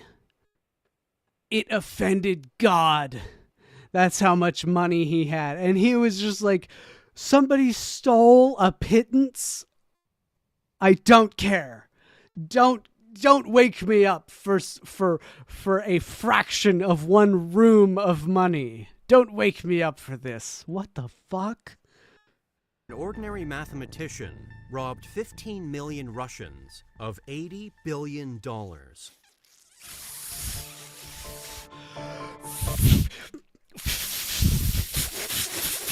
Fuck!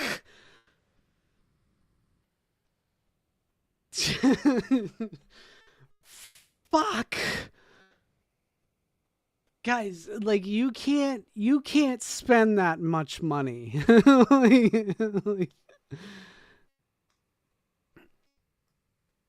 Right, Tweety? Right? I've only ever had like, hey, let's look online. Let's go for another, because the other one that we got on Craigslist fucking burnt out. You know, like.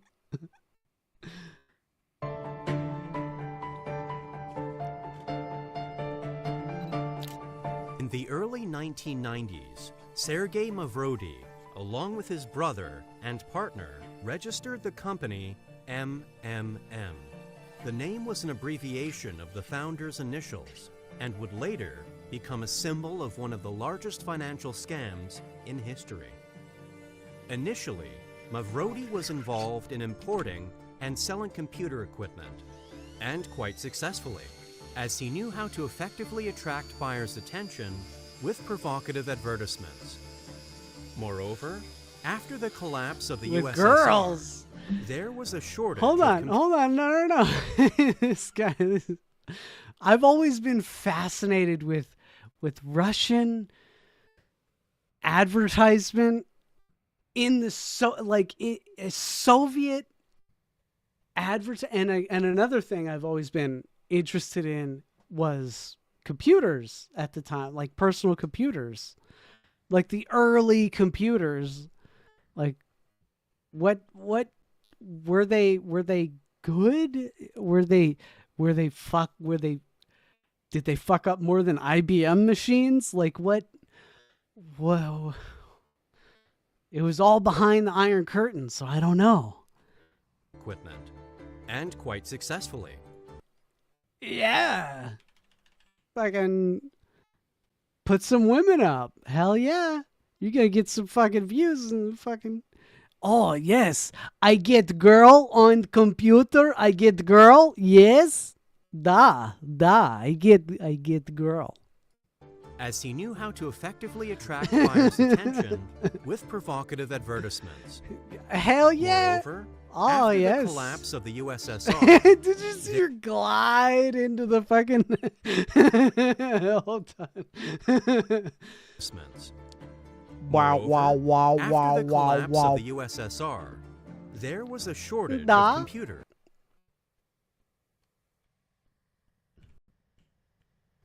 Opa. Pachki. Da. Shortage of computers, copy machines, and printers in the country, so the demand for these goods was high. Since his company was quite successful and popular, he decided to attract additional investments from other people. He re-registered MM. Я работаю. Da. Is it working? I don't know. M as a joint stock company and began selling real company shares. And it worked. People started buying shares of his company, hoping that it would soon bring large profits. I try and do woo, but but Russian. Я работаю. That the Russian population was financially illiterate, believed in easy money, and was ready to invest in his business. Therefore, he decided to create a large-scale pyramid scheme that would force 15 million Russians to invest in the company. Hell yeah, dude. This guy fucking AI art. But this is smart cuz like the whole idea of the whole idea of like cuz Russia was this, it really was behind an Iron Curtain. It was almost like ideas had to transcend the border as well. And funny enough, there wasn't a lot of, scamming going on. There was scamming. There was still, the Thieves Guild and the but the Red Mafia, but there wasn't like large scale Ponzi schemes were never a thing in Russia. This guy was kind of like the fucking guy who brought it. You know, it's fucking Mavrodi understood the importance. The criminals were already running the country. You understand what I'm saying? They're communists. They're criminals. They're already subhuman pieces of shit. Of advertising and was skilled at manipulating mass psychology. So, he immediately launched a massive PR campaign for MMM shares, which was broadcast throughout the country. Yeah, Frozen. No, yeah. Gypsies still existed. It's just they never had like they never had a Ponzi. They never had a guy, you know? Well, I mean, here we are. We're learning about the guy. Scheme advertisements were everywhere. We're learning about the guy who took a serious portion of an entire country's fucking GDP. And it wasn't even just any country. It was Russia. Television, Holy shit. radio, and in newspapers. TV advertising took up 25% of airtime. The commercials showed how different people, from ordinary working men to elderly pensioners, were buying company shares and receiving incredible profits. Almost every citizen saw such advertisements several times a day. If someone happened to avoid TV advertising, they would definitely see MMM posters on billboards with audacious slogans that were in every Russian city. To gain even more public trust and create an image of a successful company, Mavrodi even organized days of free metro rides for everyone. The poor population couldn't get enough of such generosity and believed in the success of the company and its owner. That's How big. did That's the big MMM business financial scheme? That, hey, make it so that every single be the, you know, funny enough, it's capitalists inside of Russia, inside of a time when you couldn't really be capitalist. That's interesting. The organization offered to buy shares at attractive prices, then promising fantastic returns. The company's success was explained by the simple principle of a pyramid scheme. New investors' money was used to pay those who invested earlier. As the amounts involved grew larger, the company paid its investors large sums, although there was no real economic activity behind it. Shares with a nominal value of 1,000 rubles, issued in paper form, began selling on February 1, 1994. But essentially, these were just colored paper without any legal obligation. The shares quickly grew in value following the principle, today they're worth more than yesterday. Over time, the shares grew 127 times in value. People literally saw money growing in a matter. That was literally the slogan, and then people bought the slogan as being fact.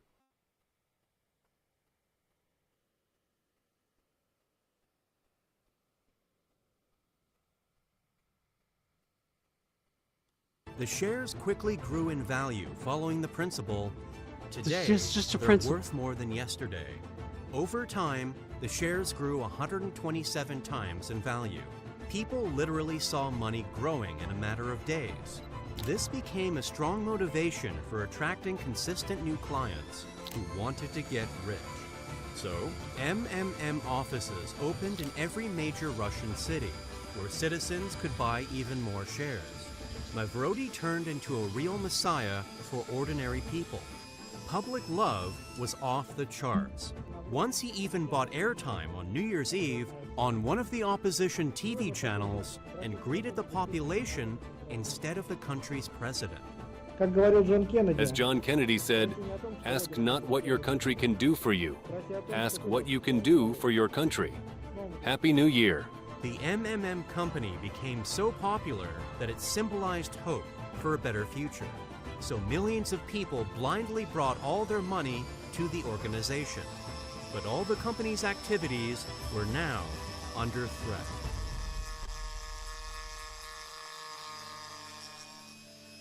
the New Year's Eve greeting and the fact that a previously unknown mathematician began equating himself with the company's president caused government dissatisfaction. Sergey was arrested and accused of fraud, and the company's shares immediately fell to their initial minimum. Payments stopped.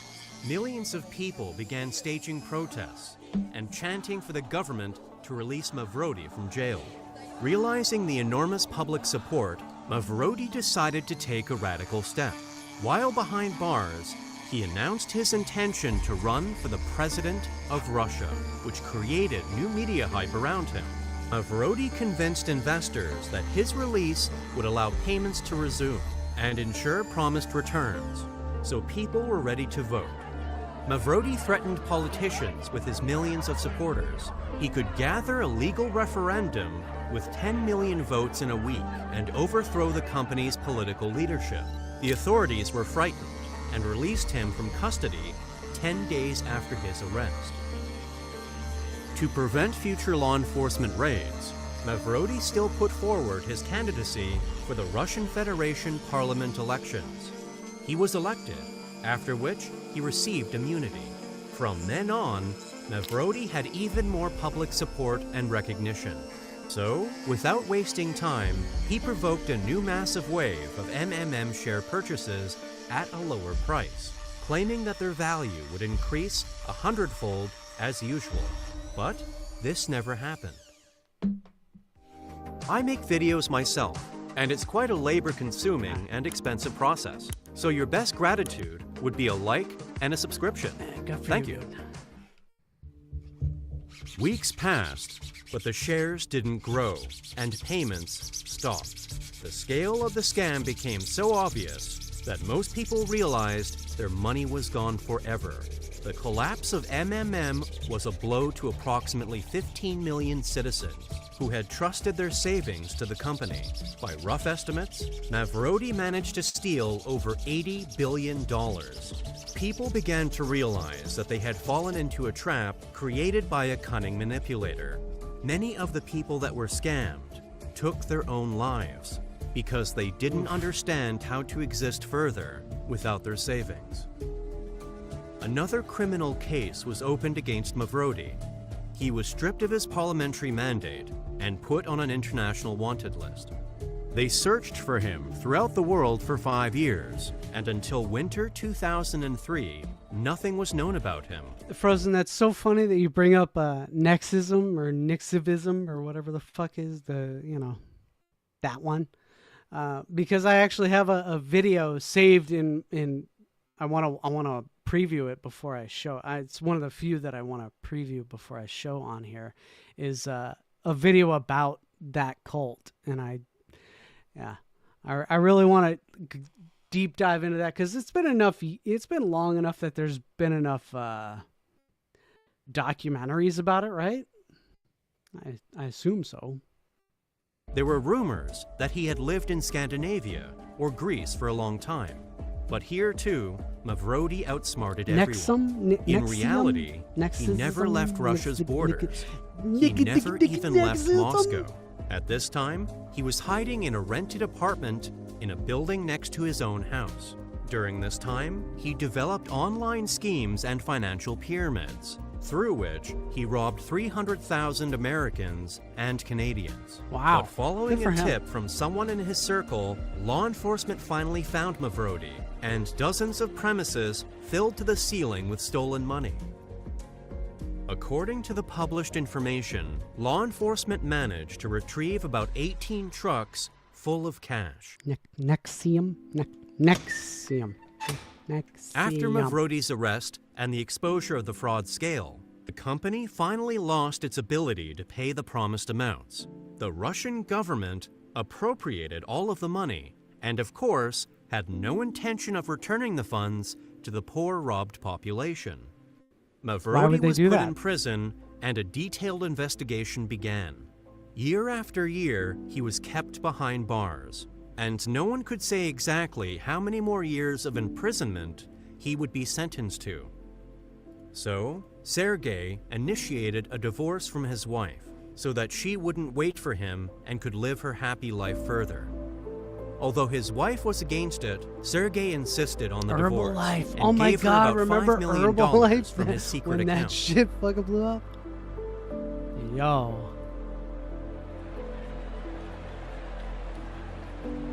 Mavrodi served 4.5 years, after which he was released. After his release, he tried to revive MMM again, launching new versions in other countries and in new formats. However, the He new tried to schemes start became Bitcoin? less successful and inspired less trust than the original 90s project.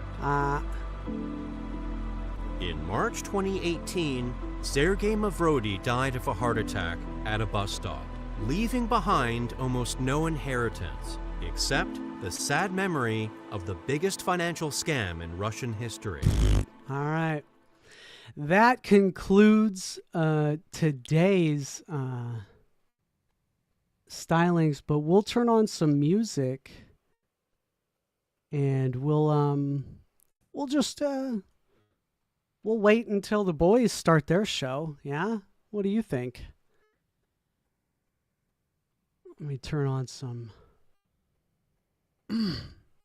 excuse me. Turn on some music here.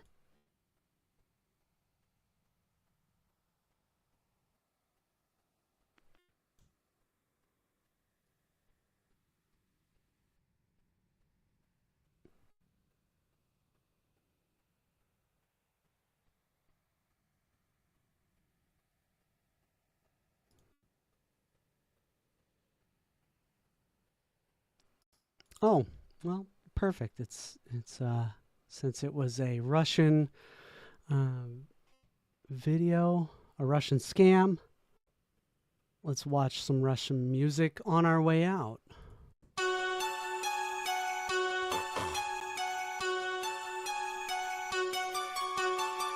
Russian scam style. Я кипара подобро пожаловать в дом. Лапу давай разгоним. В нем краб и бетонный в унисон. Трап по районе спит, но курит и не говори. Дикого ты не буди, ведь на районе каждый бандит сидит и помнит это мотив. За косяки же надо платить. Убитый вряд ли будет убит. Не номинированный эрудит. Копает формулы или же спит. Пойду намешаю кофе в города я одна живу. Вечером покуролесим, а сата набирает весы. А пока что перелеты, клипы, треки, шмотки. Для своего народа, для своего народа.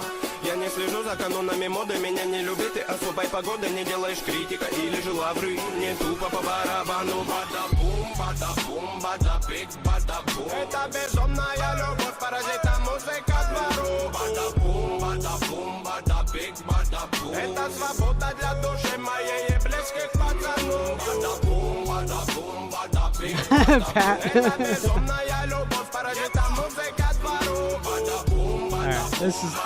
This is very funny, but we can go ahead and listen to something better. There we go. Yeah, this one's a good one. I should put that last one into a the joke music. Oh, never mind though, because they have just started their stream. Thank you for coming, everybody. Have fun, ROTC. Coming up next.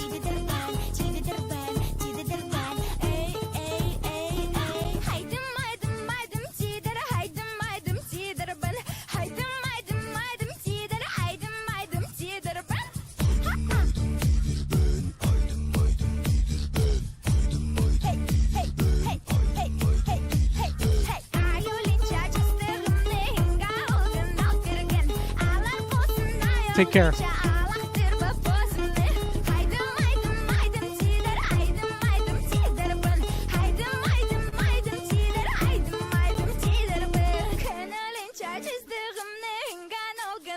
Again.